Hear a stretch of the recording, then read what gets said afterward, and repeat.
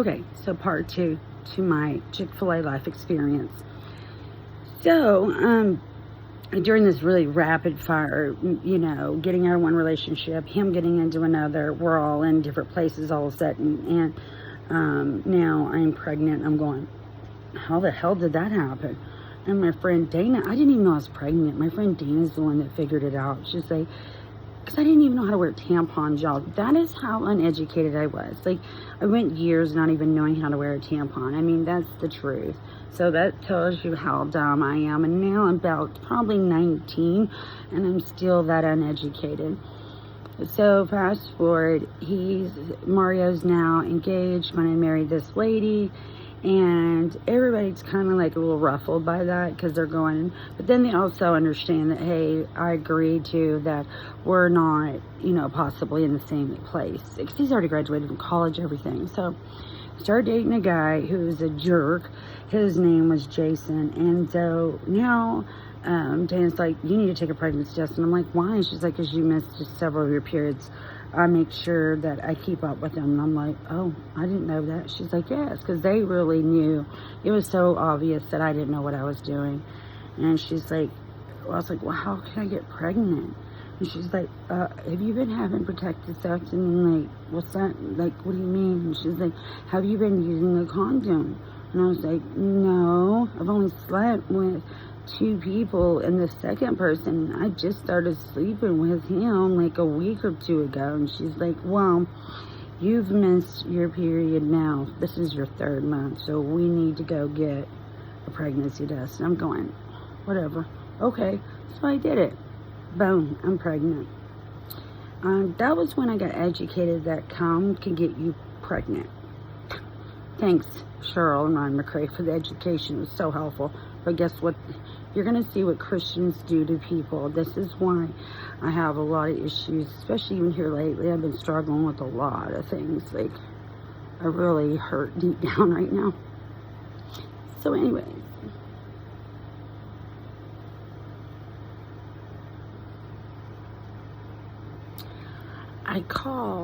first of all, believe it or not, I called my parents and I tell them what is going on, and I'll never forget that conversation. It went something a little bit like this.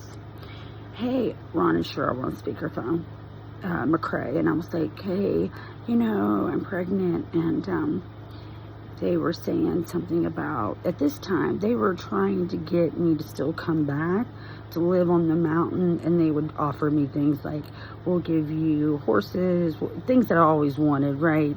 We'll build you a house on the property, you get 25 acres of the property, we're going to give you that, and then you can have your own shop, and I mean, like, they're just throwing everything out for me to have. And then I tell them, boom, bam, I'm pregnant. And then they said, well, who's the father? And I said, well, I'm not 100% sure, but I think it's Mario's. I'm almost like 90% sure, but I don't. Because, I'm still so dumb, y'all. But now that I'm older and educated, I know it was Mario's. So, I feel almost 100% confident of that. But, so I go to hold on, back up, ADD. So what my parents say to me is, who's the baby? I said, I think it's Mario's. And they said, oh, well, you can't come here with that. That's a bastard child. And I was like, a bastard? Like, I always thought bastard was like a kid that wasn't wanted. And they're like, yeah, you're not coming here with no, and I'm not going to use the words, but it was Mexican racism is what I would call it. I'm not sure is the appropriate word, but they were being really racist towards me because I basically I lost my virginity willingly to a Hispanic person. So now I'm just the devil itself. Like, I'm carrying now a bastard baby, and that's what they kept calling it, a bastard baby, and that I was not welcome as long as I had a bastard. Plus, I'm leaving out the racism too, okay? I can't bring that into it because it makes me sick. But they made sure to let me know that my child was a bastard. 2, that my baby was a no good because it was going to be Hispanic. So 3, you're never welcome here ever again. Like I wasn't even trying to go there. I was only listening to them to find out if my brothers were okay. So that's basically the info. That's the 411 on that. That's why I was even talking to them. It only had to do with me finding out if my brothers were okay. So, and they're scared that I'm going to tell everybody what they've done to me. So anyways, which everybody kind of knew, but the older I got, the more I was able to talk about it even more. But so they're like telling me this, like, okay, so I'm a disgusting person because I'm pregnant by a Hispanic man who's a really good guy, by the way. And so I am a whore now.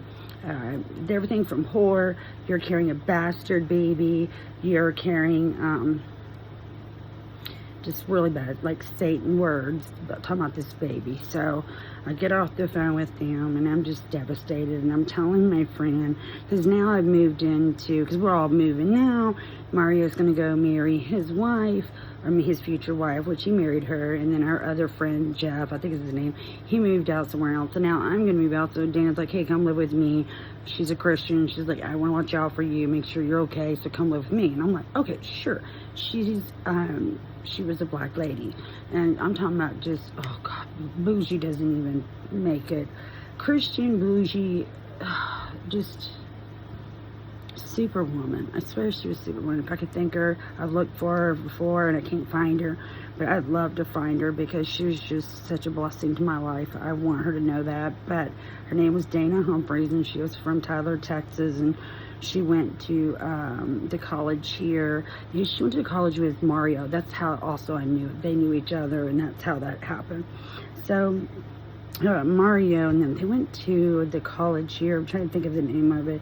It'll come to me, but they went to a college here in Tyler. So she's now married, as far as I know. Last was married to a jazz player, and like all her dreams were coming true. She was a school teacher. I used to go to school, help her out with the kids at school. It was just fabulous. I'll make a tape about that one day because it was such a good time. So now she's like in my, everybody knows now what's going on. So I have said, okay, now, I'm pregnant. And Mario wants to abort the baby because he has not told his wife he was marrying that week that I'm knocked up. And so he also didn't want to inform her that we had been sleeping together this whole entire time up until, because this happened so fast. This was like a 30-day jump. So we kept sleeping together. Come to find out, I didn't know till later on. Well, I was told, but I didn't really know if I was sure to believe it, but it was true. We slept all the way up to the night he got married. The night before they got married, he was with me.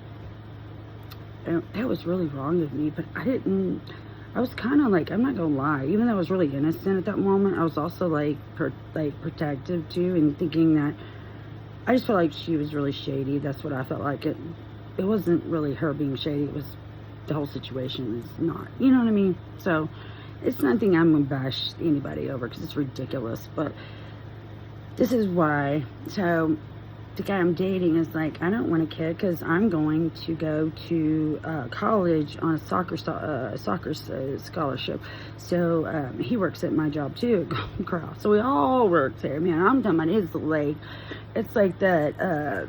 I don't know. It's like if y'all could have seen it, it would have been a hilarious, amazing, real world situation of people that work at Golden Corral and Chick-fil-A, and this is us all there. And this is back when I was 19, 18, and 17. So yeah, it was actually awesome. I can't complain one bit. But this happened, and it was a learning experience. So fast forward, I'm going, oh crap, man, well, I don't want to mess up Mario's life, so I'm going to have to get an abortion. Jason, I don't want to mess up his life, so I'm going to go get an abortion. So I go get an abortion, but the biggest reason I got the abortion was because the word bastard kept stuck in my head. Like I couldn't get it out of my head that Ron and Cheryl McCrae would call, it was their first grandkid. And they were like, we're not claiming it. They would call it. We're not claiming it. It's a bastard. Anyways, That was the biggest reason I got the abortion. During that period, I even had a couple come to me and say, please don't have an abortion. Let us have it. We can't have kids. Please let us have it. And I said no. Because I couldn't fathom somebody. I was so scared that somebody would take a baby and hurt it like they did to me. So I didn't want to give it away because I was selfish and I wanted to make sure that it never suffered. So I didn't. And these people would have been never those people. They would have been great parents and I should have done it, but I was just selfish.